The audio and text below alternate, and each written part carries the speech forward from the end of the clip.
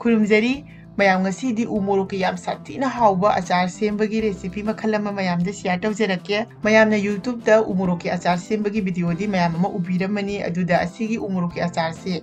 mayam hadi satina haubi chabada su yamna manam se nuksiraga oinamyaba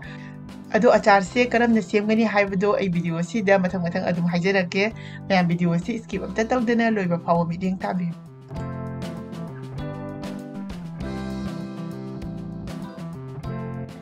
अहनबदा अचार सेमनब मोरोक से सिदा लेरे अई मोरोक से हाइदि असंगबसु अंगांगबसु लोइना पुल्लेबको अदो मोरोक से फजना सेंगना चामथोय अदुगा मासे फजना सु कंगहल्ले हौजि मोरोक से मागी मागी अपाम मतुंगिना सोइबिरनी अदो अइदि सुमाइना दुमको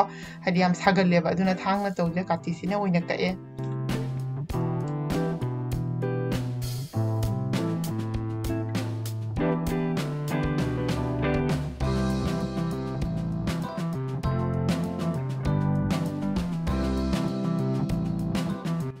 हौजी मोरोक से सोइबा लोइरे अदुगा अइना सिदा आइदि चनम से खरा मकु खोक्तोए अदुगा सिदना सिंग लैरे सिंग से हाना फजना सुगाइ बिरनेबा सिंग से खरा तोइरे हाइबा कांदुदा अमुक चनम से हाप्तोइनि मरमदि सिंग चनम गसे पुना सुगाइरगदि हाइदि नुआइतेबा को सुबदा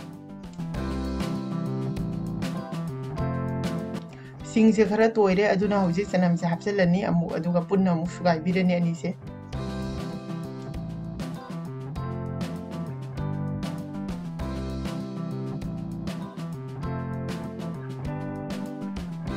मैम चनम सिंह से सुब लोइरे अदो से ग्राइंडर दा सुजाय अदुबु तकप तारग सु यामनो हेन कुफन बिगनुको हौजी अमु अचारी मसाला से सेमनबा इना सिदा फदिगो मरु से चामच अमा लौरे अदुगा असिसिना सोप नि होप हाइनबदोको असिसु चामच अमा लौरे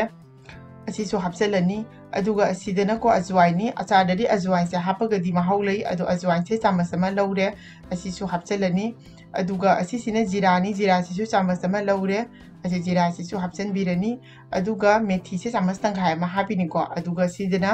अखोइ हंगाम मरु से सिसु चामच अमनी अइना हापिबा चामच से अखोइ चा चामच मचा दुनियाबको अदु मेथी खक्तनी चामच तंखाय मा हापिबा अतेदि लोइना चामच अमममनी हौजि असि सिंसे लोइना ओदि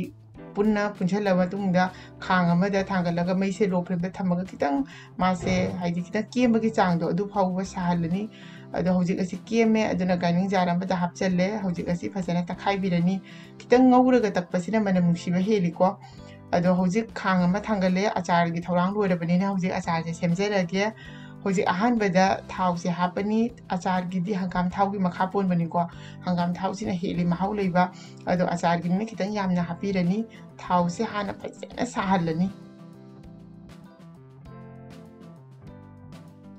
हौजिक थाव से फजना सारे अदुना मई से मीडियम फ्लेम दा थमनी अदुगा ngसागी चनम सिंग असुबदो असि हापचन बिरनी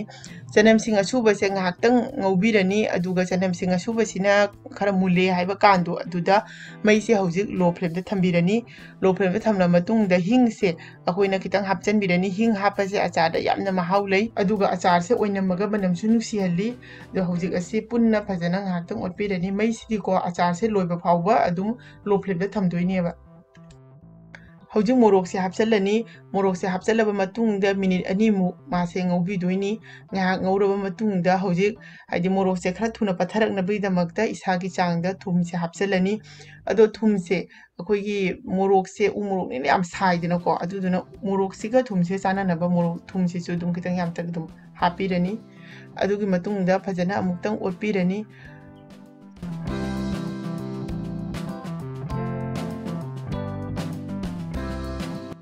हौजिक मोरोक से मकुम अमा कुपसिलगा मिनिट 5 मुक मासे लो फ्लेम दा पिकना सौहलगा थमनी असिना मोरोक से थुना नौथरकनबगिनेबा मिनिट 5 मुक फारे हौजिक मकुम से हांदोकपिरनी मयाम यंगबिउ मोरोक से क्याम नौथरायना हौजिक असिदा यांगयांग से चामच तंखाय अमा हापचलनी अदुगा असिना कश्मीरी लाल मिर्च से चामच अमा हापचलनी असि मचुगी दमक्तनीको उमोरोक की अचारनिना साबनिना असिदा तोंगान मोरोक पाउडर हापगी मथौ तादे मसी हापोय हाइरसु केमता कायदे हाइदे अइना दुम अचार से मचु फजहनिंगबगी तौबनेबा हौजिक असिदा ngसागी सुगिबा मरोइदो मरोइ से हापचन बिरनी मरोइ से अचार सिगा हाइब्रिड खतंग यामे अदुना अइना सिदा चामच अमगा तंखाइ ओइना हापिरे हौजिक असे फजना थुंगनबा अमुक्तंग ओटपिरनी अदो असुमाइना को अदुम मासे मिनिट 2 मुक लो फ्लेम सिदा अचार से अदुम ओटपीरगा थमगनेबा असिसिना होरेन उमुरोक सिगा हापिबा मरोय मरांग सिगा को पुन्ना अनि से चुननबगिनेबा असिना होरेन अचार से चाबा मतमदा ओइनमगा महाउ लेदुइनी अदो ngसाइगी मसला सेमदा सिजिनखिबा मरु मरांगदो आई मिंगदो अमुक डिस्क्रिप्शन दे इजरमगे मयाम सोइदना यंगबियु